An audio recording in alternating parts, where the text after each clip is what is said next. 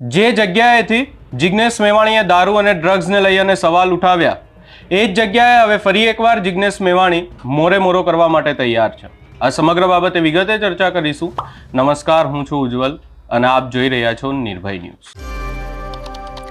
આપણને બધાને ખબર છે કે જિગ્નેશ મેવાણીએ દારૂ અને ડ્રગ્સને લઈ અને થરાદ પોલીસ સ્ટેશનમાં એક અવાજ ઉઠાવ્યો। આ વાતને લઈ અને હાલ આખા ગુજરાતમાં ચર્ચા થઈ રહી છે। ત્યારે હવે ફરી એકવાર જિગ્નેશ મેવાણી થરાદમાં મોરે મોરો કરવા માટે તૈયાર છે। સૌપ્રથમ આ સમગ્ર બાબતને લઈ અને જિગ્નેશ મેવાણી દ્વારા શું કહેવામાં આવ્યું એ સાંભળી લઈએ। મિત્રો, આજે વાવ થરાદની જનતાએ જબરદસ્ત રંગ રાખ્યો। જે પોતાની એકતા, સંગઠન શક્તિને તાકાત સડકો પર બતાવી છે, સેલ્યુટ કરું છું, વંદન કરું છું।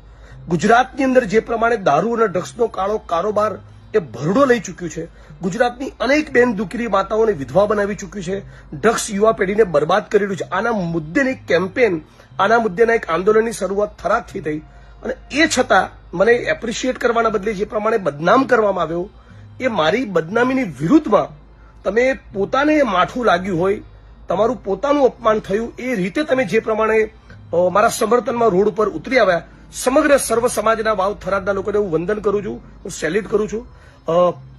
ગેનીબેન ઠાકોર, ગુલાબસિંહભાઈ રાજપૂત અને આખા દલિત સમાજના બધા જ અગ્રણીઓ, સર્વ સમાજના વડીલો, આગેવાનો, ક્ષત્રિય સમાજ, ચૌધરી સમાજ, ઠાકોર સમાજ મોટી સંખ્યામાં બધા જ લોકોએ જે પ્રમાણે સમર્થન કર્યું છે, બધા લોકોને હું દિલથી અભિનંદન પાઠવું છું, ધન્યવાદ કરું છું। અને આ જ પ્રમાણે સાથે મળીને આપણે લડતા રહીશું અને આખું થરાદ, આખું બનાસકાંઠા, આખું ગુજરાત એ ડ્રગ્સ મુક્ત બને એના માટે પ્રયત્ન કરતા રહીશું।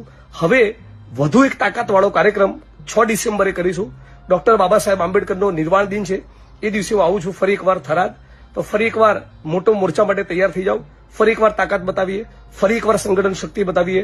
6 ડિસેમ્બરે સાંજે થરાદ।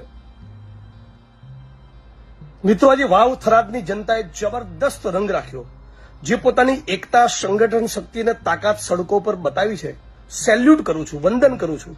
ગુજરાતની અંદર જે પ્રમાણે દારૂ અને ડ્રગ્સનો કાળો કારોબાર એ ભરડો લઈ ચૂક્યું છે, ગુજરાતની અનેક બેન દીકરી માતાઓને વિધવા બનાવી ચૂક્યું છે, ડ્રગ્સ યુવા પેઢીને બરબાદ કરી રહ્યું છે, આના મુદ્દેની કેમ્પેન, આના મુદ્દેના એક આંદોલનની શરૂઆત થરાદથી થઈ અને એ છતાં મને એપ્રિશિએટ કરવાના બદલે જે પ્રમાણે બદનામ કરવામાં આવ્યો, એ મારી બદનામીની વિરુદ્ધમાં તમે પોતાને માઠું લાગ્યું હોય, તમારું પોતાનું અપમાન થયું, એ રીતે તમે જે પ્રમાણે મારા સમર્થનમાં રોડ ઉપર ઉતરી આવ્યા, સમગ્ર સર્વ સમાજના વાવ થરાદના લોકોને હું વંદન કરું છું, હું સેલ્યુટ કરું છું।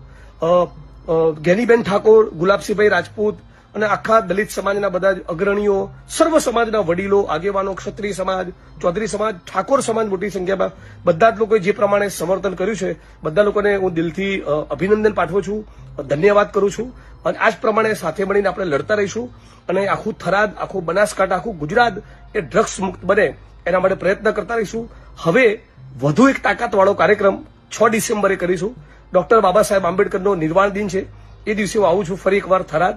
તો ફરી એકવાર મોટો મોરચા માટે તૈયાર થઈ જાઓ, ફરી એકવાર તાકાત બતાવીએ, ફરી એકવાર સંગઠન શક્તિ બતાવીએ।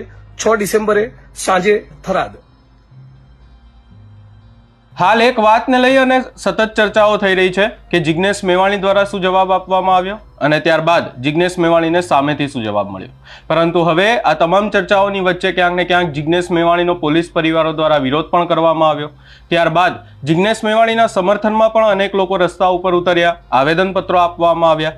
આખા ગુજરાતમાં હાલ આ વાતને લઈ અને આવેદનપત્રો આપવામાં આવી રહ્યા છે। પરંતુ જ્યાંથી આ આખી વાતની શરૂઆત થઈ અને જેમણે આ આખી વાતની શરૂઆત કરી એટલે કે જિગ્નેશ મેવાણી ફરી એકવાર થરાદ જવાના છે।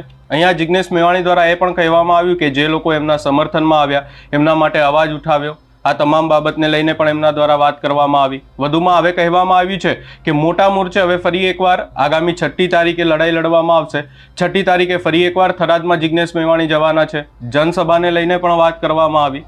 આ સમગ્ર બાબતે આપનો શું અભિપ્રાય છે એ અમને કમેન્ટ કરી જરૂર જણાવશો। અમારી ચેનલ નિર્ભય ન્યૂઝને લાઇક, શેર, સબસ્ક્રાઇબ કરવાનું ભૂલશો નહીં।